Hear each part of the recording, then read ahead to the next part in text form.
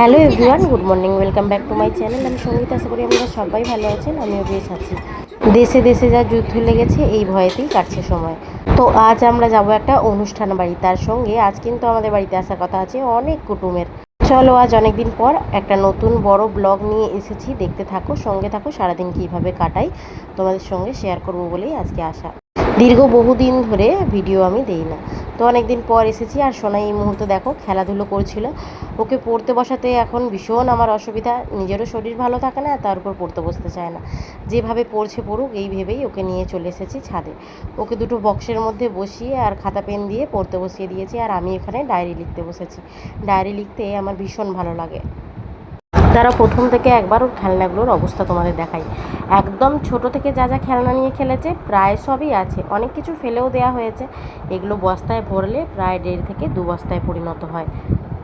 সব কাজের মধ্যে সবথেকে বড় কাজ মনে হয় আমার এটাই, প্রত্যেক দিন এই এক বস্তা খেলনাকে রোজ ফেলে দিয়ে ঢেলে দেয়, খেলুক আর নাই খেলুক, আর এগুলোকে রোজ আমাকে কিংবা শাশুড়ি মাকে গুছিয়ে গুছিয়ে তুলে রাখতে হয়। আমাদের সংসারের সব কাজের থেকে এইটাই বড় কাজ বলে আমাদের সকলেরই মনে হয়। সোনাইকে 4 বছর বয়সে স্কুলে ভর্তি করেছি, তবে তার আগেই কম বেশি ওকে প্রায় শিখিয়ে পড়িয়েই ভর্তি করেছি। মোটামুটিভাবে জানে, ছোটোদের যে ওর বয়সে যেগুলো জানার কথা মোটামুটিভাবে। তো স্কুলে ভর্তি করার আগে মনে হয় ভালোই পড়াশোনা করছিল, স্কুলে ভর্তি হয়ে একদম বাঁদর হয়ে যাচ্ছে, দিন দিন পড়াশোনার একদম নামমাত্রও নেই। আজ বাড়িতে মা, বোন, দিদি, জামাইবাবু ননদ, জামাইবাবু, ভাগনা সবাই আসবে। একটা নিমন্ত্রণ আছে, ওইখানেই নিমন্ত্রণ আছে সকলের। আমের দিন আর আম হবে না, এটা তো হতে পারে না। এদিকে আম তেল দেওয়া আছে রোদেতে, আর একদিকে দেওয়া আছে কাসুন্দি আমের গুড়, আর এখানে কয়েকটা আমকে আমসোটা করবো বলে দিয়েছি রোদে। তো জামাইবউরা বেশ অনেকক্ষণ আগেই চলে এসেছে। হালকা করে ডিমের অমলেট বানিয়ে দিলাম, আর তারপর সবাই রেস্ট নিচ্ছিল আর আমি রেডি হচ্ছিলাম। মা বোনের আসতে এতটাই দেরি হচ্ছিল যে আমরা আগেই চলে গিয়েছিলাম সকলে মিলে অনুষ্ঠানে, তবুও যেতে যেতে ওই 1টা বেজেই গিয়েছিল। আর আজকের নায়ক আমাদের এই যে সমৃদ্ধ বাবু। আমি কিন্তু সবাইকে অনুষ্ঠান বাড়িতে ড্রপ করে দিয়ে, অনেকে গাড়িতে গিয়েছিল আর আমি বা সোনাই, ভাগনা আমরা স্কুটিতে গিয়েছিলাম। ওদেরকে একবার অনুষ্ঠান বাড়িতে রেখে দিয়ে মা মানুকে আবার ব্যাকে আনতে এসেছিলাম বাড়িতে। তাই আর 5 দিনের তুলনায় ওই দিন কষ্টটা আমার একটু বেশি হয়ে গিয়েছিল বলতে পারো।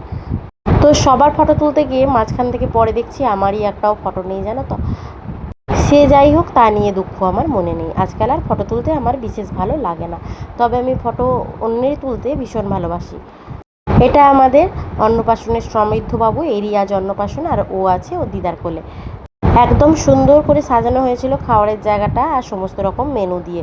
তারপর আমরা গুটি গুটি পায়ে চলে এলাম লস্যির, হালকা একটু লস্যি দিয়ে গলাটা ঠান্ডা করব বলে। যদিও বা একদম ঠান্ডা লেগে গিয়েছিল সেগুলো, আর আজও, তাই বেশি কিছু খেতে পারিনি। আর খুচরার দিকে যাইনি, কারণ মেন কোর্সের জন্য তাড়া ছিল।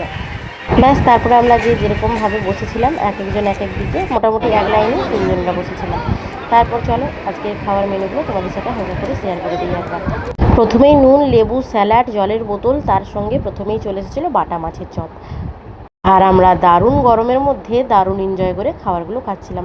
খাবারের স্বাদটা দুর্দান্ত হলেও একটু ঝাল হয়ে গিয়েছিল সেদিন। ব্যাস, তারপর আর বেশি দেরি করিনি, খাওয়া দাওয়া শেষ হতেই গুটি গুটি পায়ে বাড়ির দিকে রওনা দিলাম। দেখলাম পাশে একজন ননদ দাঁড়িয়ে আছে পাড়ার মধ্যেই, তাই তাকে ডেকে একটা ছোট্ট করে শ্যুট করেছিলাম। চলো এবার মা মডেলদের সাথেও একবার আলাপ করিয়ে দিই তোমাদের। আর পয়লা বৈশাখে তো মা আসতে পারেনি, সেই উপলক্ষে মা যখন এই শীতলা মনসা পুজোর সময় আসে আমাদের বাড়িতে, তখনই পয়লা বৈশাখের জামাটা মা একেবারে সোনাইয়ের জন্য নিয়ে চলে আসে। এখন সবাই মিলে বসে একটু রেস্ট নিচ্ছিল, কারণ ননদ আর নন্দাইয়ে বাড়ি ফিরে যাওয়ার কথা ছিল। ভাগনা থাকার কথা ছিল, কিন্তু শেষ মুহূর্তে ওরও একটা পরের দিনে কাজ পড়ে যাওয়ায় ও বেরিয়ে পড়েছিল। এদিকে আমার বড়দি আমার বোনকে ফেসিয়াল করে দেওয়ার পর বাকি ফেসিয়াল কিটটা আমার জন্য পাঠিয়ে দিয়েছিল, আর সেটাই এসে বোন করে দিচ্ছিল। সত্যি মুখটা অনেক দিন পর একটু হালকা আর ফেস বলে মনে হচ্ছিল, আর করেও দিয়েছে খুব সুন্দরভাবে। আমার বড়দি বিউটি কোর্স করেছে, তো তার থেকেই স্টেপগুলো জেনে এসে মন করে দিচ্ছিল। বেশ ভালোই লাগছিলো ঘন্টা 2 ধরে। তো ঘুম পেয়ে যাওয়ার লাস্ট মুহূর্তে আমার তো বিরক্তই লেগে যাচ্ছিলো যে আমার মাসাজে হতে হতে আর কি। তারপর আমার নিজের মুখটা দেখে তো আমি নিজেই চিনতে পারছিলাম না যে কিভাবে এতটা পরিবর্তন হলো। তারপর বলেছিল বোন যে রোদে বেরোতে না, 3 দিন ফেস ওয়াশ দিতে না মুখে, কিন্তু সে তো আর সম্ভব হয়নি।